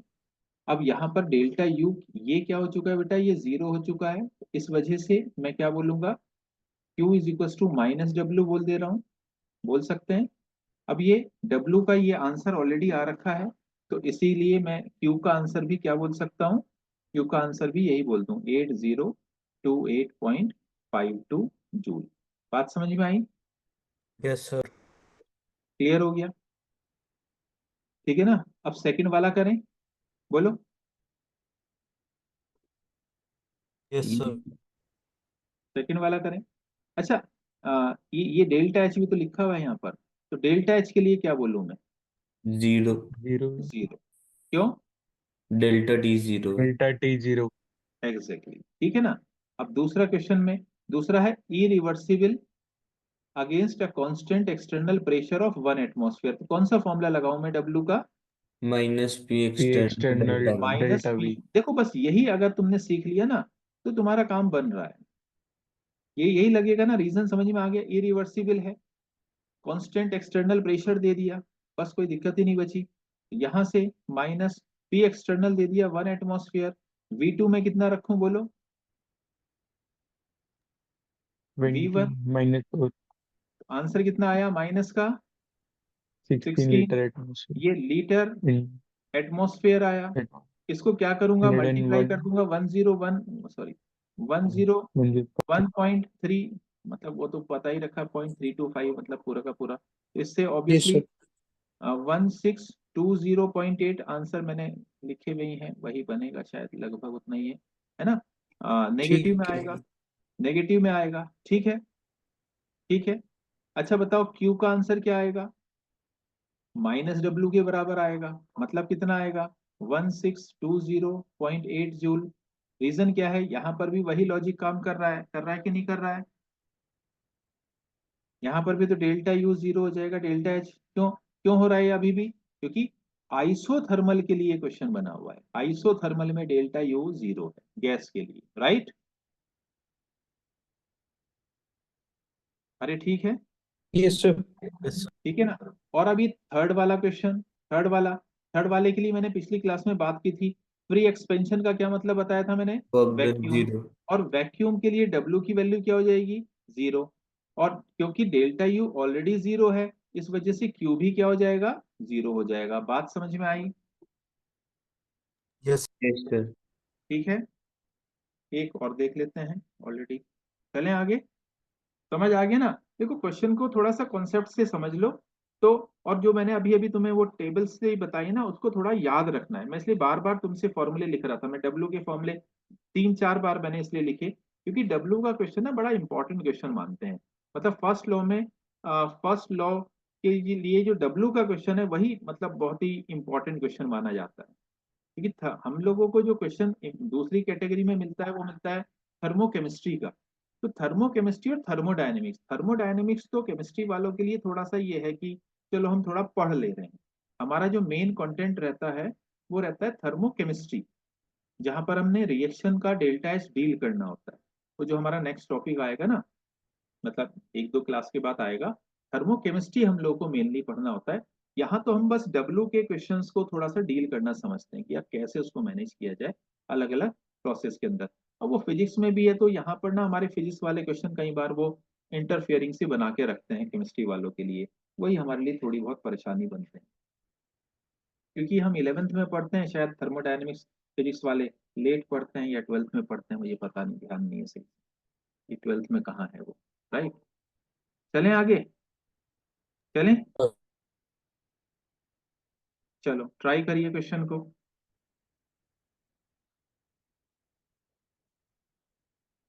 सेम तो नहीं है ना? नहीं सेम नहीं, मुझे लगा सेम है। 2 mole, 2 mole of an ideal gas, 2 mole, N की वैल्यू होगी 2 moles, ideal monoatomic gas, monoatomic. अच्छा वर्ड दे दिया एडियाबैटिक। अब देखो भैया, मोनो एटॉमिक के लिए तुम्हें गामा की वैल्यू की जरूरत पड़ेगी, बताओ कितना गामा? 5/3. हाँ देखो इसको ना याद रखना है, अब खाम खा निकालने के चक्कर में मत पड़ना तुम कि मैं अभी गामा निकालूं, मेरे पास वो फॉर्मूला याद है, degree of freedom F/2 × R वाला याद है तुम्हें? वो यस सब सर, देखो F/2+1। हाँ हाँ हाँ। तो एडियाबैटिक वर्ड देखते ना, ये ध्यान, एक्सपेंशन आ गया, एडियाबैटिक एक्सपेंशन। तो भैया हमारा अगर डब्लू की कहानी बनी तो हम डब्लू नेगेटिव में लेके जाएंगे एक्सपेंशन की वजह से। ऐसे पकड़ना है हम लोगों तो क्वेश्चन, मेन मेन वर्ड पकड़ते जाओ। ये हो गया हमारा वॉल्यूम 5 लीटर, ये हो गया 40 लीटर, तो ये हो गया हमारा V1 और ये हो गया हमारे पास V2। ये जो टेम्परेचर दे दिया इन्होंने 127 डिग्री सेल्सियस टू, तो तो क्या कह रहे हैं, two ideal monoatomic adiabatic expansion from this to this. ये टेम्परेचर हमारा 127 मतलब हो गया 400 केल्विन हो गया। Calculate Q. अब देखो क्यू का आंसर क्या हो जाएगा, तुम बता दो, जीरो होगा कि नहीं होगा, बोलो yes sir, भाई। क्यू का आंसर तो जीरो, क्यों बोल दिया मैंने जीरो क्यू का आंसर? idea but adiabatic. हाँ बस एडियाबैटिक वर्ड देखा नहीं और क्यू उठा के और हमने पटक दिया भैया कि तुम हमसे जरा दूर रहो, ठीक है ना।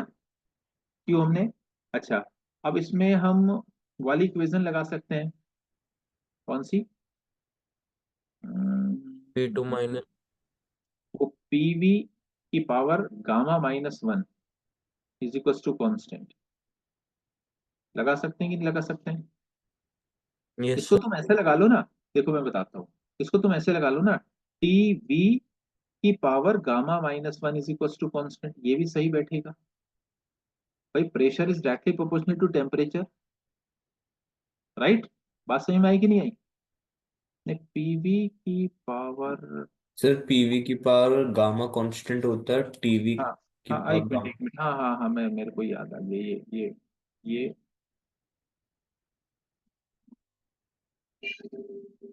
पीवी की power gamma is equal to constant होता है ना।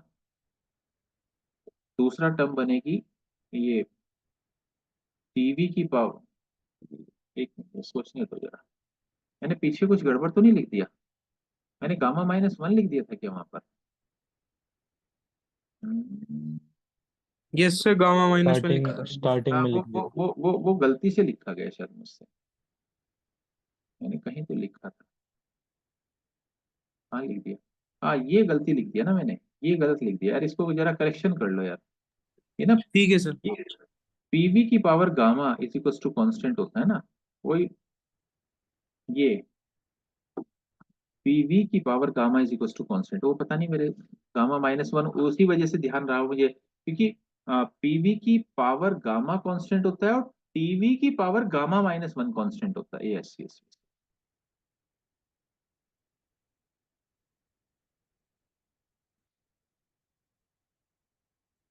हम्म, इसकी वजह से मैं कंफ्यूज हो गया, क्योंकि टीवी की power gamma minus one constant होता है और पीवी की पावर गामा कांस्टेंट होता है, ठीक है ठीक है, ये अब ठीक है। हाँ, इसको हम यूज कर सकते हैं क्योंकि यहाँ पर टेम्परेचर है, वॉल्यूम, ठीक है, रिवर्सिबल प्रोसेस है, तो रिवर्सिबल प्रोसेस है, रिवर्सिबल प्रोसेस है, तो क्या करें भाई? Hmm, P2 V2 minus P1 T V1 one V one की पावर गामा माइनस वन, ऐसे लिख लूँ, टी टू वी टू की पावर गामा माइनस, इसको क्रॉस मल्टीप्लाई करा लेते हैं, तो T two upon T one, T two upon T one, T two upon T one is equal to V one upon V two की power gamma minus, ठीक है। अब T to हमें निकालना है, तो टी वन हमारा हो गया 400, वी वन हो गया, वी वन कितना हो गया भैया, 4, वी वन हो गया 5, और ये हो गया हमारा 40, और गामा हो गया 5/3, और ये हो गया -1। यहाँ से निकाल, यहाँ से निकालो जरा यार, निकालो क्या बन रहा है? तो टी टी टू का वैल्यू 100 आ रहा है। 100 बन रहा है। 100 आ रही है T2। 100 100। पक्का? Yes sir. 100 मतलब केल्विन। केल्विन में 100 बता रहे हो कि डिग्री 100 केल्विन, सेल्सियस? हाँ केल्विन। केल्विन में, अच्छा, केल्विन 100 केल्विन, केल्विन, चेक कर लेना यार, गलती ना हो। सही है यार है। चलो ठीक है, अब क्या करें? Sir NC T2 minus T। W is equals to, याद है ना ये भाई, Q तो जीरो हो गया ना, तो यहाँ तो डेल्टा यू W के बराबर रखेंगे ना हम लोग, और ये हो जाएगा NCV डेल्टा T। N हो गया नंबर ऑफ मोल 2, CV की जगह क्या लिखूं, एक मिनट, CV हो जाएगा, CV क्या हो जाएगा? CP into are. CP नहीं नहीं वो नहीं लगेगा ना, CV is equals to, CV is equals to F/2 into R लगा सकते हैं ना, याद है? कई बार यस। F हो गया degree of freedom, degree of freedom mono atomic के लिए, मोनो एटॉमिक के लिए डिग्री ऑफ फ्रीडम की 3 वैल्यू क्या थी? 3 3/2। R हो गया, अगर मुझे कैलोरी में निकालने के आंसर, क्योंकि अगर कैलोरी में निकालूंगा तो R की वैल्यू 2 रख लूंगा मैं, राइट? मेरी बात समझ में आई? R की वैल्यू, R की वैल्यू 2 कैलोरी पर केल्विन पर मोल भी होती है, और अगर मुझे जूल में चाहिए बेटा तो आर की वैल्यू 8.314 जूल पर केल्विन पर मोल भी होती है। तो क्योंकि मुझे कैलकुलेशन थोड़ी आसान बनानी थी इसलिए मैंने कैलोरी वाली 2 रख ली, राइट। तो सीवी कितना हो गया, 3 लिख लूं सीवी को। अरे ठीक है, Yes, sir. यहाँ पर इसको मैं इधर से इधर उठा लेता हूं, यहाँ रख। तो 2 × 3 × डेल्टा टी हो गया 400 में से 100 हो गए। ठीक है ना, कितने आ गए, 300 आ गए। इसका आंसर कितना बन रहा है, 3 × 9 = 1800 माइनस में आएगा। और माइनस में आएगा क्या, एक्सपेंशन। So delta. अच्छा एक्सपेंशन है तो नेगेटिव में आ जाए। कुछ गड़बड़ करी क्या, नहीं, वो अपने साथ आ जाता है, वो डेल्टा टी अपने मॉड में ले लिया ना।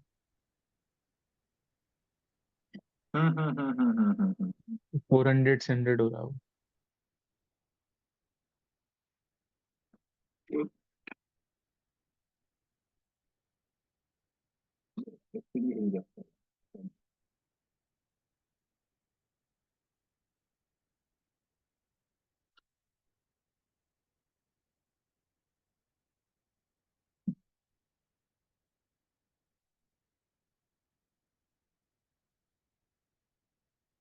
ये कैलोरी में आया ना, है ना। Yes.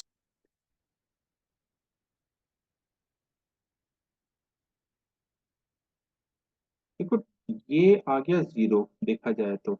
एक मिनट जरा इसको ना समअप करना चाह रहा था मैं। Q तो हो गया 0, राइट, और W हो गया डेल्टा U के बराबर। इसकी वैल्यू आ गई -1800 कैलोरी में आ गया, जूल में कुछ और आ जाती। अच्छा अब डेल्टा H को हमें देखना है, डेल्टा H भी तो पूछ रहे हैं ना। अब डेल्टा H का क्या करें, डेल्टा H 5 हो जाएगा ऐसा। CP delta. 3/2 क्या कह रहे हो, 5 हो जाएगा ना उसमें, सीपी एनसीपी है। मतलब सीपी को 5 ले लेंगे अगर कैलोरी 2 ले। मतलब मैं आर इसको को ऐसा ले। लिख दूं, गामा इंटू डेल्टा यू लिख दूं मैं इसको क्या,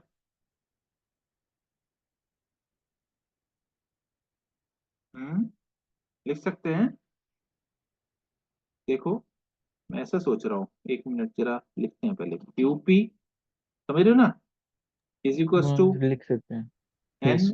सी पी डेल्टा टी, और इसको मैं लिखना चाह रहा हूँ QV is equals to N C V delta T, और हमें पता है सीपी अपॉन सीवी, बोलो क्या होता है, is equals to gamma.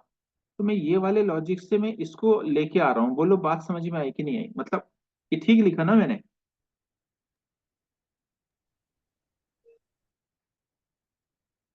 Hmm, yes. अरे ठीक है, इसको मैंने ये इससे रिप्लेस कर दिया, इसको इससे रिप्लेस कर दिया, ये खत्म, ये ये रेशियो बना लिया, गामा डेल्टा टी से डेल्टा टी कैंसिल करके ये मैं बना, तो ये तो ठीक लिखा ना मैंने। Yes sir. यस। हाँ ठीक है चलेगा चलेगा चलेगा।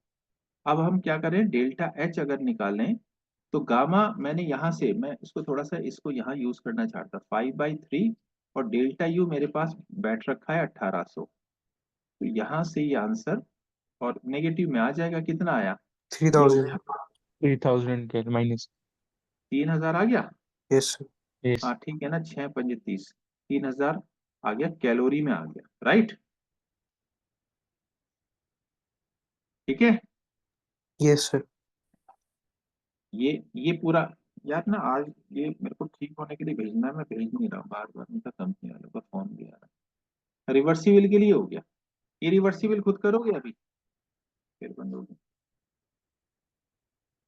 चलो इस क्वेश्चन को तुम लिख लो, इरिवर्सिबल वाला खुद करना, ये वाला, ठीक है। ये तो मतलब आसान ही है, अब तो इसमें कुछ बचा ही नहीं। यस सर, पी और एक्सटर्नल इनटू डेल्टा वी हाँ, और ये फ्री एक्सपेंशन वाला तुम्हें पता ही है, इसकी तो वैल्यू 0 हो जाए, 0 राइट। Yes sir. ठीक है, यस सर। चलो यार। फिर वर्क डन तो सेम ही आएगा ना, रिवर्सिबल रिवर्स आइडिया का हम्म? ठीक। हाँ वर्क डन सेम आएगा। यार थोड़ा फर्क तो आएगा देखो। आना चाहिए फर्क। चलो इसको अगली क्लास में करेंगे सॉल्व, ये ना थोड़ा परेशान कर रहा है अभी। ठीक है। ओके। हाँ, इसको कर लेंगे, तुम अपने आप ट्राई कर लेना।